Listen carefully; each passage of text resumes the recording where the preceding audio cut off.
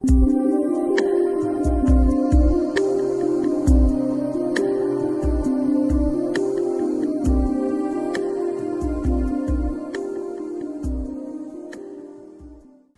are not the original paintings. These are reproductions of the original paintings so that we're able to reproduce these paintings that may have been painted 20 years ago or more. But they had a strong impact on our lives, especially this painting here. This is my Vietnam piece. And I didn't do this till 35 years after I left Vietnam. But I wanted to do a painting for me, a personal painting. That's why I did this painting. This painting is something very personal to me and to the veteran community. Every time I show this, people are moved by it. Back then, the most important thing was getting letters from home. The war was going on in the background. We would take small breaks, and we would relish in our receiving of letters from home. And I kind of wanted to just kind of focus in on that as opposed to what's going on in the background. That was constant. And so when people see this, there's a lot of meaning in this painting. For example, my brother up here is very, if you look at his helmet, you'll see the Virgin of Guadalupe up there. And we used to tell him, I said, dude, you're gonna get shot, you got that beat in you're a walking target. He never got shot. I got shot. But I survived. The guy in the middle, he died. He was from Phoenix, 20 years old. And I still feel for the guy, 20 years old, and never got to, guy from Texas. These are all personal, friends of mine who shared this experience. And it transcends just us four.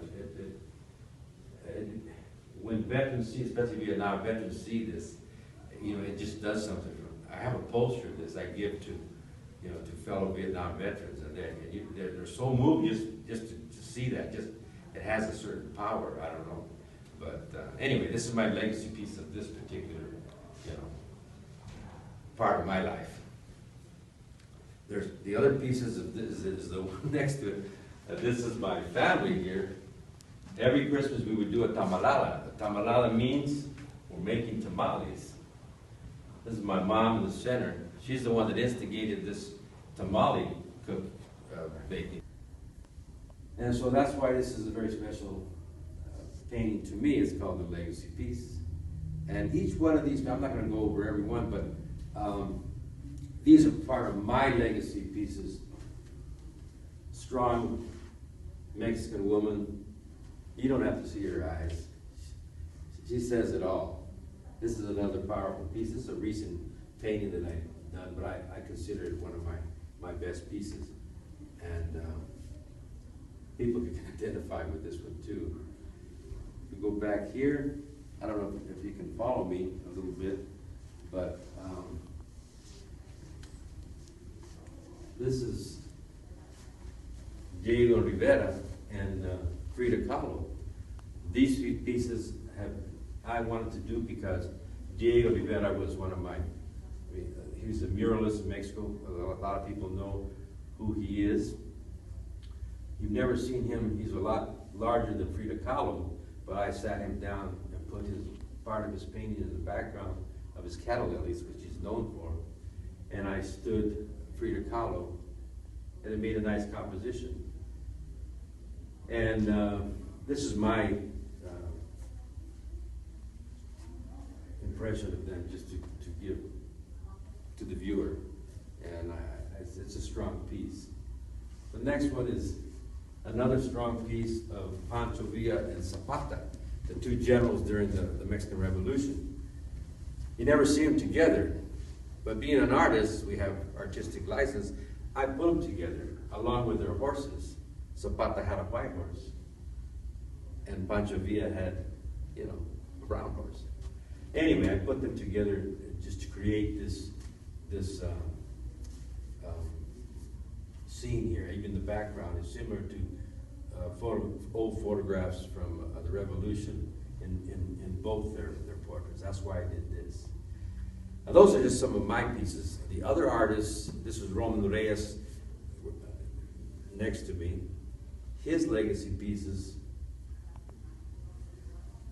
are, to him, very moving, these are the pictures he gave me for his legacy pieces. One of the most famous is this one in the center, which he did of Cesar Chavez, Martin Luther King, and President Obama.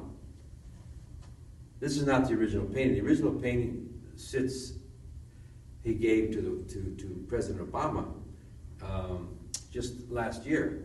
So it's in Washington, D.C. right now, the original. So we're real proud of Roman for making that gesture. This is St. Catherine, which was actually a mural at St. Catherine's right here in South Phoenix, on South Central. He was commissioned to do that one. The other two pieces are the original paintings were much larger. When we reproduce them, I try to keep them all the same size. And he could tell you the story more than I can on these two pieces and why he selected them. With the tour, this is actually a tour that can be taken from one place to the other. We each have our little stories on this little placard. I just created a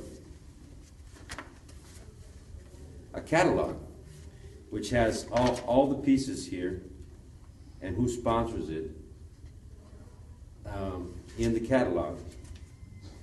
And if someone wants to purchase them, they can purchase them too.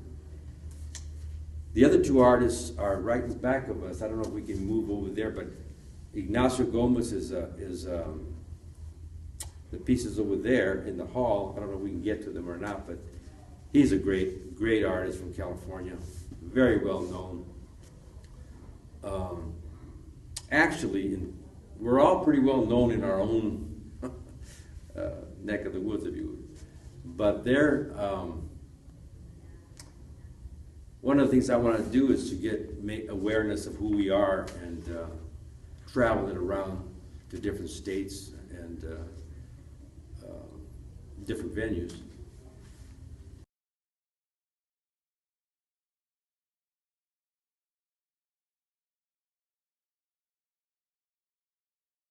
Because one of the things that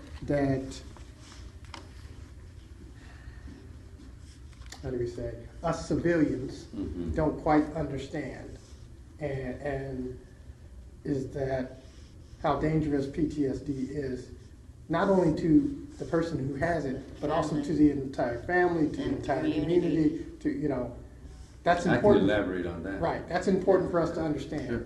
And also what that does is that gives us the reason to go into the therapy, the reason to go into the recreational therapy, the painting, how that has helped, how that will help, you know what I mean? And so that gives us, that gives people the reason to say, we need to do something.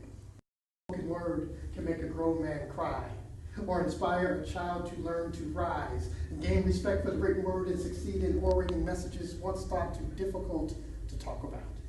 Painful thoughts about hate, violence, and sexual misconduct, because poetry is therapeutic. Stories can heal all that ails us and more. I write poems that illuminate the devastation of the AIDS epidemic. I deliver messages of hope because mine always seem to get lost in the mail.